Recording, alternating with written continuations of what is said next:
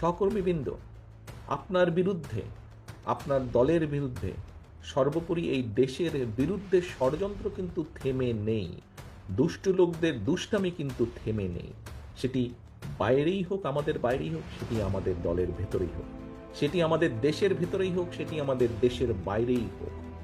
কারণ এই দেশের অর্থ সম্পদ, এই দেশের প্রাকৃতিক সম্পদ অনেকে লোক দৃষ্টিতে তাকিয়ে থাকে।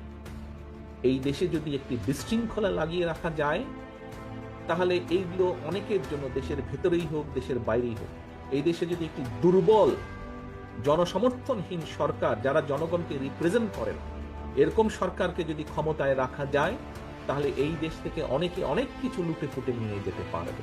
বাট এই দেশে যদি জনগণের সমর্থিত, যারা জনগণের কথা বলবে, জনগণের কথা চিন্তা করবে, যারা দেশের কথা বলবে, দেশের কথা চিন্তা করবে, এরকম কেউ যদি দেশ পরিচালনার দায়িত্বে থাকে, তখন দেশের স্বার্থ, জনগণের স্বার্থ নিরাপদ থাকবে।